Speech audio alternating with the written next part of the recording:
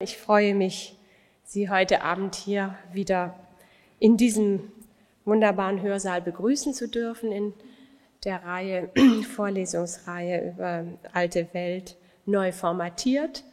Und wir haben heute einen, glaube ich, ganz besonderen Vortrag hier, der vielleicht auf den ersten Blick ganz ungewöhnlich sein mag, aber ich denke, Sie werden einen sehr intensiven Einblick bekommen in Aktivitäten der Archäologie und der alten Weltforschung im Hier und Jetzt. Können Sie mich alle gut verstehen, auch ganz oben? Ja? Wunderbar. Das Projekt, von dem wir sprechen und heute hören werden von unserer Referentin, Frau Dayoub, die ich gleich noch ein bisschen vorstellen werde, gehört in die Syrian Heritage Initiative. Diese Initiative ist sozusagen aufgesetzt worden in der Folge der schrecklichen Zerstörungen von Kulturerbe, die Syrien seit dem Wüten des Daesh erlebt hat, also seit 2011. Sie werden das den Medien und der Presse entnommen haben. Ich selber bin auch davon betroffen. Ein Forschungsprojekt, was als Grabungsprojekt vorgesehen war, am Chabur, konnte nicht aufgenommen werden. Andere Orte, an denen ich selber tätig bin als Grabungsphilologin, sind im Augenblick nicht zugänglich. Und wir haben viele Freunde verloren im Rahmen dieser schrecklichen Ereignisse. Und bis heute leiden natürlich die Menschen in Syrien, aber auch viele außerhalb mit an dieser unglaublichen Entwicklung, die offenbar kein Ende nehmen möchte. Insofern ist das für uns alle, was wir heute hören werden, auch oder für mich jedenfalls und viele Kollegen hier an der Uni in den Altertumswissenschaften und am DAI auch ein Herzensprojekt, denn diese 5 Projekte der Syrian Heritage Initiative versuchen sich mit diesem Kulturerbe in der Bereitstellung von Materialien und Dokumentation als Grundlage für einen Wiederaufbau auseinanderzusetzen. Es ging darum, die vielen Einzelinformationen, die Grabungsprojekte, Architekturprojekte, Konservierungsprojekte haben, zusammenzuführen und eine Art Plattform zu errichten, wo sich diese Materialien verbinden lassen. Das Museum für Islamische Kunst hier, ein Museum der Staatlichen Museen Berlin und der Stiftung Preußischer Kulturbesitz, hat sozusagen bei einer Preisverleihung in London in der Kategorie International Award als einzige Institution eine besondere Anerkennung für ihre Arbeit im Rahmen dieser Initiative, die nicht nur die sehr alten Kulturerbe-Dinge, also 10.000 vor und älter, sondern bis in die heutige Zeit ist ja Syrien ein reiches Land, das alle Epochen der Menschheitsgeschichte dokumentiert. Und das Islamische Museum, das sich seiner Diktion entsprechend natürlich vor allem der islamischen Zeit widmet, wurde dort 2018 besonders ausgezeichnet. Das Projekt Multaka, was Professor Dr. Stefan Weber, der Direktor des Islamischen Museums, in das Leben gerufen hat, hat eine ganze Reihe Projektpreise erhalten. Das Problem an der ganzen Sache ist, dass wir eine systematische Dokumentation dieser ganzen Kulturschätze brauchen und das DAI, das Deutsche Archäologische Institut, hat hier schon Vorarbeiten geleitet. Wir haben verschiedene Datenbanken, in denen Bilddokumentationen stehen. Es gibt Register für Objekte und das ganze Syrian Heritage Archive Project gehört zum Archaeological Heritage Network. Das ist eine große Zusammenschluss, Stunde Null, eine Zukunft für die Zeit nach der Krise. Das heißt, wir arbeiten jetzt mit Materialien von früher für etwas, das erst in 1, 2, 3, 10 Jahren oder noch länger, ich hoffe nicht, überhaupt wird stattfinden können. Wir hören heute einen Bericht hierzu, zu einigen dieser Dinge von Dima Dayoub, die eine Architektin ist und einen Schwerpunkt in Stadtplanung hat. Sie ist im Augenblick PhD-Kandidatin an der Technischen Universität Berlin. Sie stammt aus Aleppo, deswegen haben wir einen gemeinsamen Bezugspunkt und hat auch schon in Stuttgart studiert, Integrated Urbanism and Sustainable Design, das heißt, wie funktioniert Stadt eigentlich unter den Bedingungen von Nachhaltigkeit. Und sie ist derzeit eine Forscherin und Koordinatorin dieser verschiedenen Heritage-Initiativen, die sich auf Syrien beziehen, am Museum für Islamische Kunst in Berlin und wird innerhalb sozusagen ihres Arbeitsfeldes uns einige Einblicke geben in das, was sie tut. Sie wird auf Englisch sprechen. Sie wird sehr langsam sprechen, sodass Sie hoffentlich alle gut folgen können. Wenn Sie Schwierigkeiten haben mit bestimmten Begriffen, die sich auf Englisch sehr anders anhören als auf Deutsch, dann winken Sie mal, ich setze mich mal hier an die Seite und wenn ich das Gefühl habe, das wird irgendwie schwierig, dann rufen Sie dazwischen und dann klären wir das sofort auf. So machen wir das. Herzlich willkommen, einen schönen Abend und dann freuen wir uns auf Ihren Vortrag. Dankeschön. Ja? Yeah, so hello everyone and thank you all for coming. Sorry, I have to speak in English because my Deutsch is not so good. I would like also to thank the Berliner Antike-Kollegs for the invitation and the opportunity to present the work of the Syrian Heritage Initiatives at the Museum for Islamic Arts in Berlin. And also to present this work to an academic circle of peers, but also to those interested in general in the work and the context. Today's talk will cover answering the following questions as I structure the lecture as follows. How did it all begin? Like the background and relevance behind this project. What inspired the idea of the Syrian Heritage Archive project, the core project. How does it work? Like the methodology and the development of the project. How do you build a digital archive? And how did it grow? What are the other Syrian heritage initiatives at the museum that grew as a result to complement this work and build on the work of the archive? Then I will touch upon what is the role of technology in all of this. How do we make use of technology to facilitate our work? To link this project to the theme of the lecture series here today at the Free University. And finally, I close with the question, who's benefiting from all of this? To link the project, like what is the role of all these initiatives in safeguarding the cultural heritage of Syria? I'll give some reflections. So how did it all begin? What inspired the idea of the Syrian Heritage Archive in Berlin?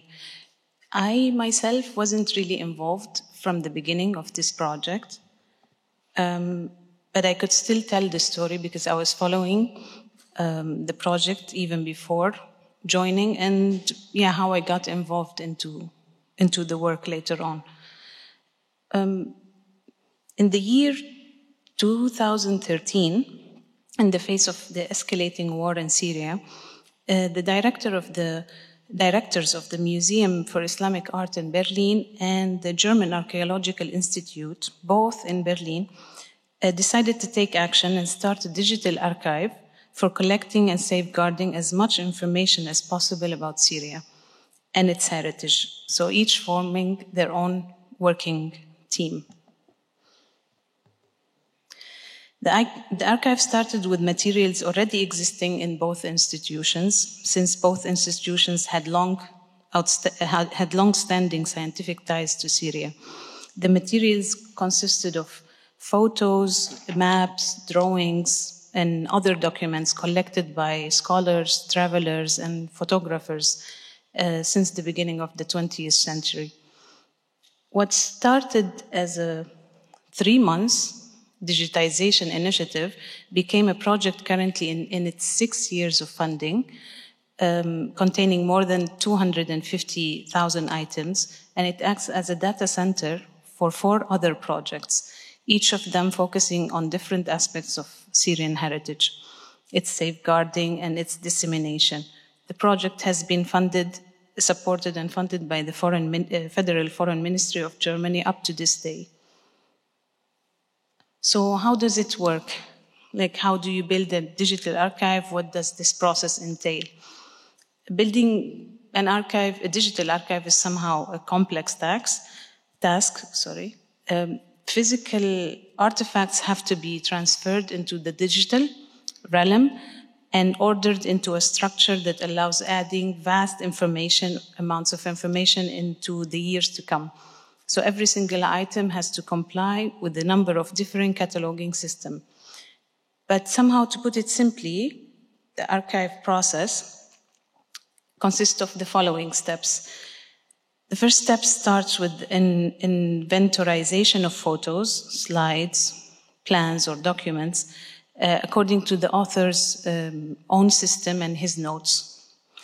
So every single author has created his own terminology system to bring his own order to the collection that he has. Personal notes also usually found on slides, frames, or on the back of the prints have also been incorporated into the data sets. This additional information can be of a great value. The second step calls for naming of the files according to a special syntax that already contains information about this material and creating the item's unique barcode. Third steps, which is the digitization of the original material. In the view of nearly 80,000 originals on slides, negatives, drawings, on papers, etc., the scanning process had to be done externally or outsourced. The rest came as a born digital material. So we had more than 20,000 documents that have been entered into the database.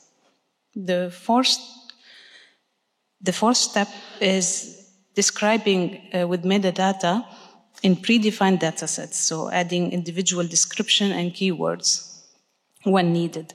The metadata could include a date, title, description, type of material, and legal rights, or searchable keywords, for which we are providing a rich lexicon. We use standardized vocabulary as defined by the art and architecture, thesaurus online of the Getty Research Institute, and as well as ECOMOS. The fifth step, which is an important step, is locating the item geographically.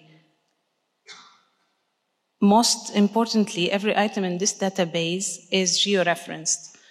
The accuracy of the location assigned to each item varies, however, as it depends on the available information of the specific item. And for this purpose, we use the geographic identifier, the gazetteer of the German Archaeological Institute, and its system of place ordering. The DAI gazetteer consists of IDs that are georeferenced by coordinates. What we understand as places, names, might be administrative districts, landscapes, cities or villages, cadastral units, numbers, archaeological sites, or even up to the building itself, like such as the case in the old city of Aleppo. We go in depth where it is needed. Until the beginning of 2018, both teams together, like the team of the museum and the Archaeological Institute, added about 5,000 new places to this gazetteer. Therefore, Syria is now the most detailed described region of the worldwide DAI gazetteer. And the gazetteer is one of the remarkable standardized tools which can be cross-linked internationally. The last step is transferring the data to both databases that are the DAI Arachne and the digital assessment management, or what we call EasyDB, of the museum. The technical infrastructure of this database to save and process all this material is somehow complicated. However, the database allows for a sophisticated level of data processing. The design of the EasyDB foresees an in-depth and detailed description of each object and view under the application of a defined structured vocabulary. As the project continued receiving funding year after year, the museum team started receiving collections from Germany, France, Australia, and Syria.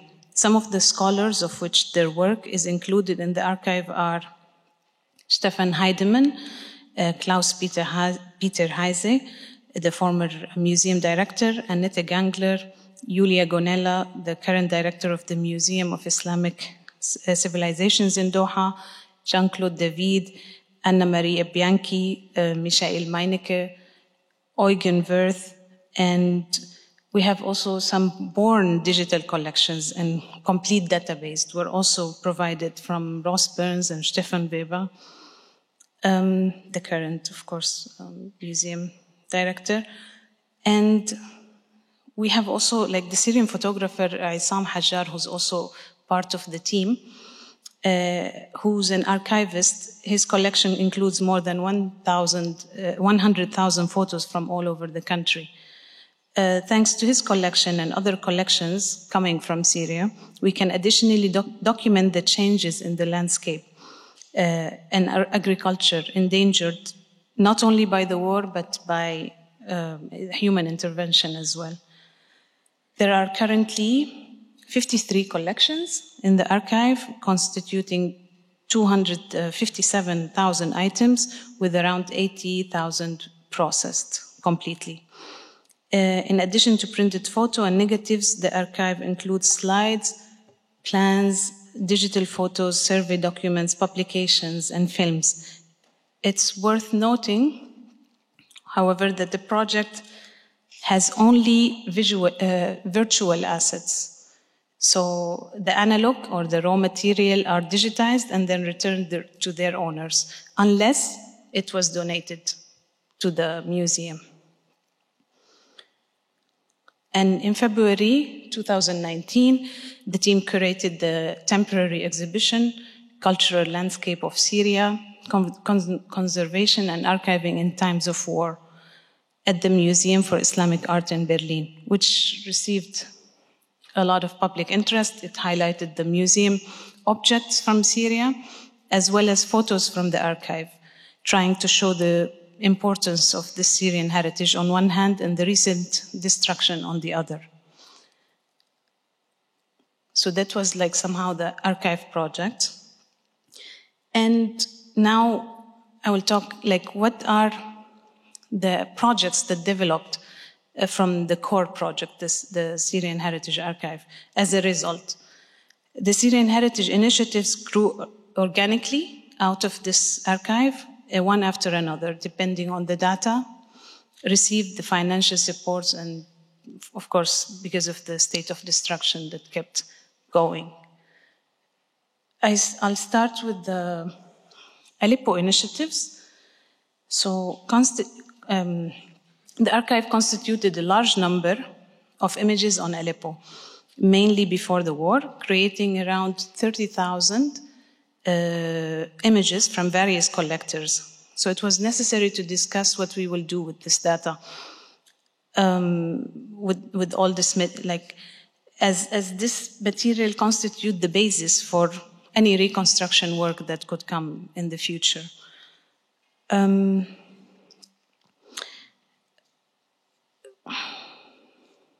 So Aleppo was one of the most severely damaged cities or places in Syria, of course, as you may know. And for like any solid scientific reconstruction and rehabilitation of a heritage, concentrated living heritage site such as Aleppo, starting with assessing the damage is like an essential step. And thanks to professionals, our activists, random local people who just photographed the destruction and shared it on their social media, we were able to collect this information systematically and verify it by checking with other sources. In response, building on the archive material and the data collected online, a team in Berlin, funded by Gerda Henkel Stiftung, works on creating a web-based building information system, providing info on around 70 monuments in Aleppo, from rapid damage assessment to exemplary detailed management, as well as emergency first aid measures that could safeguard the situation from deterioration. Employing archival and current data, they collect up-to-date information, both based on photos, satellite images, drone videos, and text, to help document and assess the exact extent of damage. Another, Aleppo Initiative is the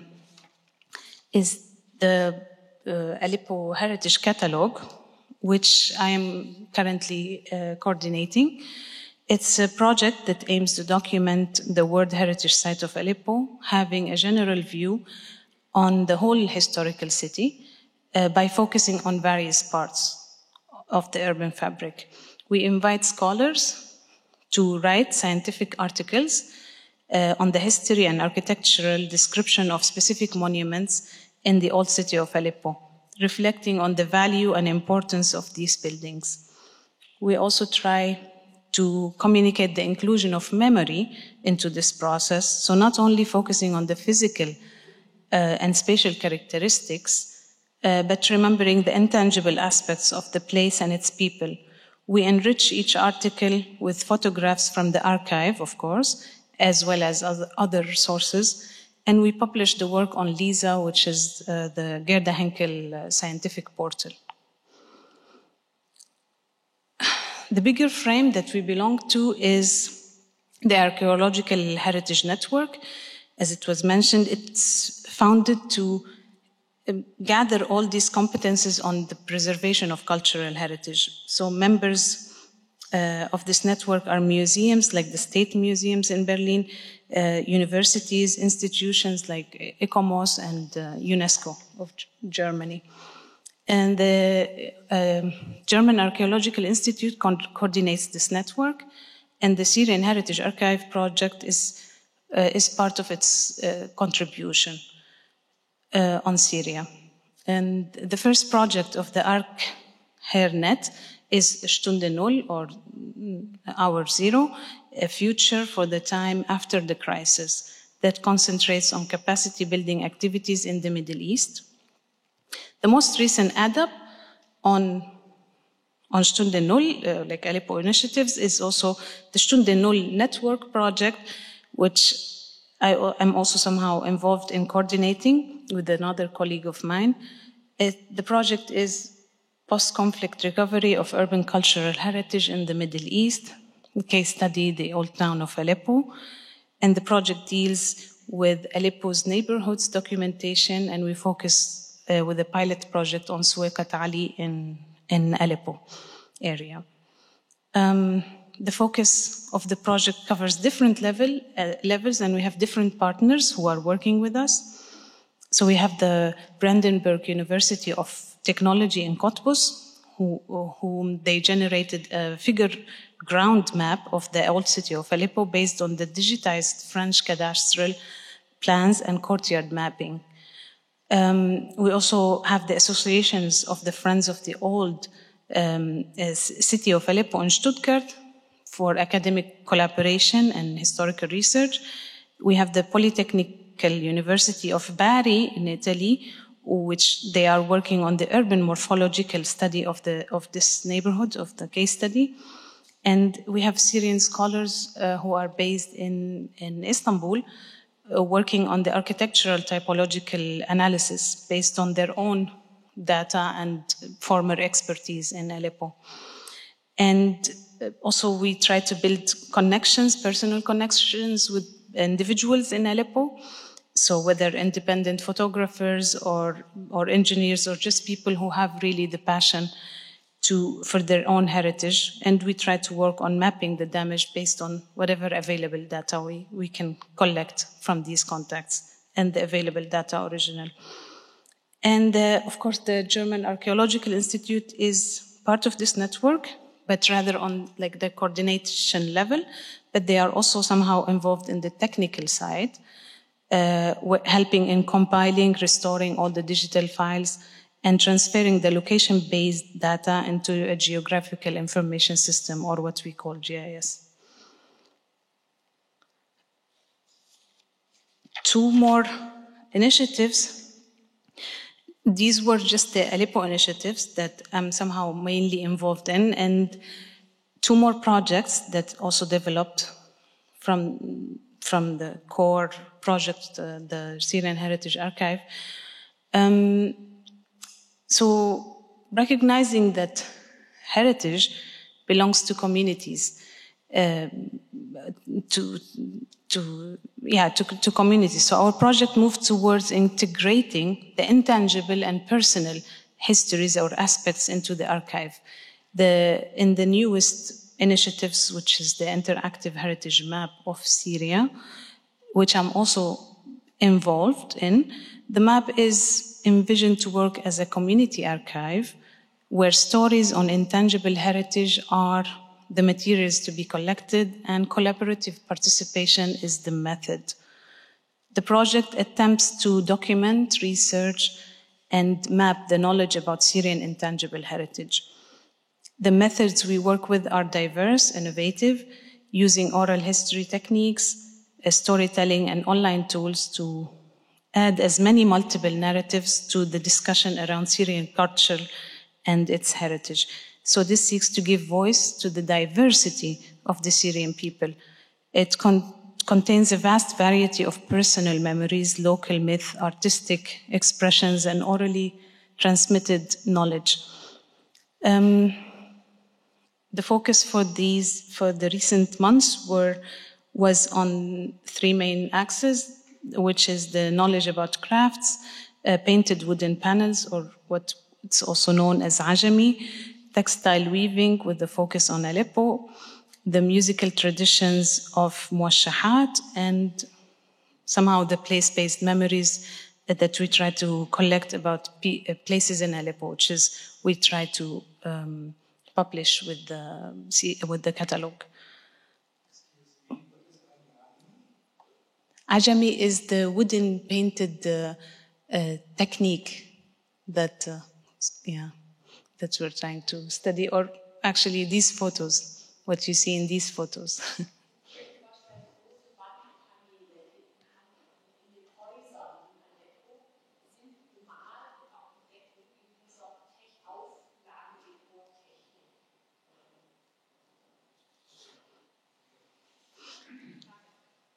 And of course, the Interactive Heritage Map is funded by the Andrew Mellon Foundation.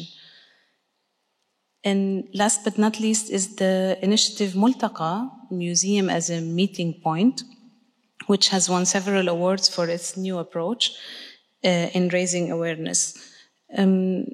So in the summer of 2015, like as the media was covering the thousands of refugees arriving in Germany, the archive project launched this idea to train interested young Syrians and Iraqis in Berlin as museum guides to provide tours and workshops in Arabic and bring refugees in contact with artifacts that already exist at the museum, which are from their country of origin. So the idea was supported and developed by the Museum for Islamic Art, the Museum for Ancient Middle East, the Museum of Byzantine Art, and the German Historical Museum. The result was a lively dialogue among the participants, achieved not only to disseminate this culture or historical information, but also to raise personal awareness of this historical value. As one of the 25 guides says, or explains, Multaqa is a place. Multaqa is an Arabic word which means encounter. Multaqa is the place where people, history, culture, and art melt together and form a strong unity against time, geography, politics, and everything that separates us from each other, a human unity.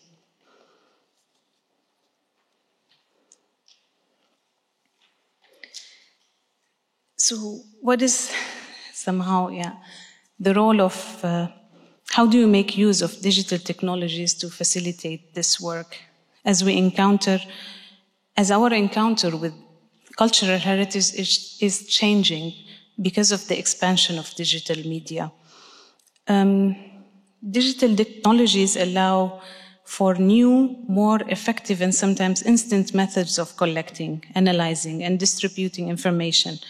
And this is the experience of the Syrian Heritage Initiatives in the Museum for Islamic Art in Berlin. The initiatives, each with its own thematic focus, complement the work of one another and share a common platform. The archive comes as an active step facing the news that we were receiving of destruction and loss of the cultural heritage of Syria.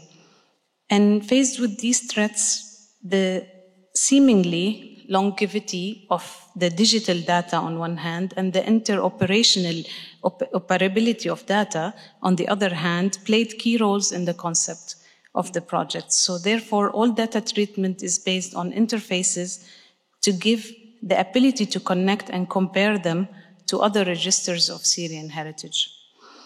One of the great advantages of virtual or the digital archives is that it's very easy to place, to just give the images next to each other to compare and study the changes over time. You can also search and filter according to many criteria, like by date, by epoch, by function, by the construction methods, usage, etc.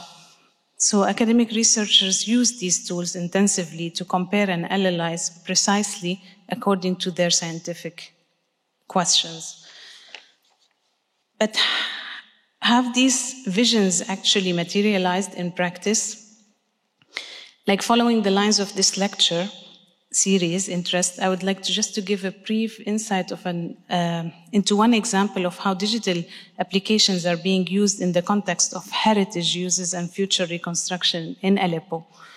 As one of the common problems in Aleppo is the lack of documentation, using archival material to try to extract needed information for restoration and reconstruction work by deploying new technologies or just softwares and techniques such as photogrammetry to correct photo perspective to extract dimensional data from an old image, as is the case of Khan el-Chalabi in Aleppo, where photos from the archive of Max Oppenheim helped one photographer to draw the buildings in details as it was before, and then the drawings the drawings were submitted for a construction permit based on the historical data of this archive. It's just one example of how this archive can be used for actual work. So the potential and range of digital heritage applications are immense. Numerous cultural institutions are also experimenting with digital media to communicate in new ways and attract new audiences. The interactive project come to answer how can such a scholarly archive established in Germany play a role in integrating local voices of community or community valued heritage. There is the potential to include the local community and simply anyone interested in history and documenting their own roots. The new front end, which is still a work in progress, a website is commonly produced by all the Syrian heritage initiatives, and presenting all the results in the form of articles, films, audio files, stories, memories, and a storytelling tool will be also implemented to encourage users to contribute to this content. Public outreach to non-scholarly users will be channeled through this interactive type of website. In addition, So to the more research-oriented database, we want to involve people interactively. So we also produce short accessible articles connecting the data according to themes which are written by the teams and other contributors. The website is in Arabic, English and German to be of interest of Syrians and non-Syrians. And the storytelling tool will, again, enable the users to contribute on these texts and photos. And today, many Syrians many people depend on their own personal, like Facebook pages to document damages or to tell the story of where they were living before. Participants might also, so we could also use this platform to ask the people in helping us in the archiving process. So we could simply ask, do you know where these photos were taken? Can you help us with certain information about a certain region or a village or a city? And of course, this is not a new idea. Throughout history, people used whatever technology available for them to try to preserve this link with their communities and with their heritage. The use of social media inside and outside of Syria, of course, is also huge. The social media platforms' accounts about heritage issues are quite frequent. Syrians refer to their home, neighborhood, town, and contribute with their memories on social media. And heritage as a common good can become now is somehow more important to them than before, as it reminds them of the life before the war. Of course, these memories include a lot of romanticism, but in this situation, particular situation, cultural heritage tends to become a part of the memories and the personal identities somehow. It's about thinking of future heritage, basically, and how would that look, and channeling future memories.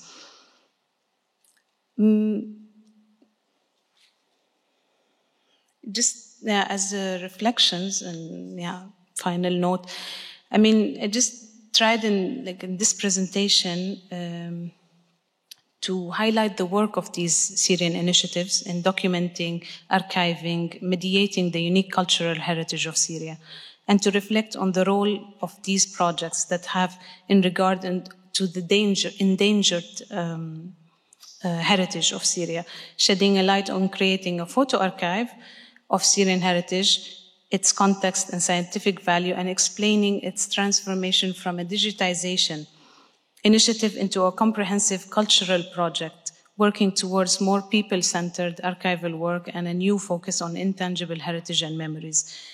In times of war and loss, our archive might help and is helping architects, construction specialists, and restorers with exact knowledge about buildings that are damaged in the event that they should be reconstructed or rehabilitated, like the examples I just showed earlier from Aleppo.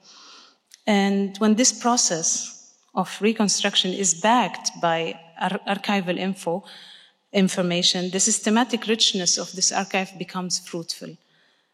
The systems we put in place seems to have solved the issue of the limited lifespan and spatial space of the archives. As is widely known, the internet is forever.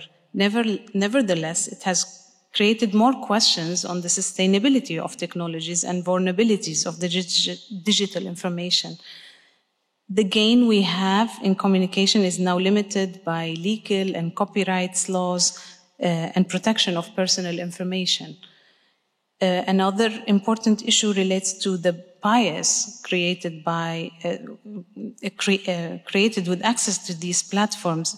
So some people can access these platforms and some people don't or cannot. Simply, so relying too much on technology risks excluding voices of certain groups, those with limited access to technology because of technological, economical, or simply generational reasons.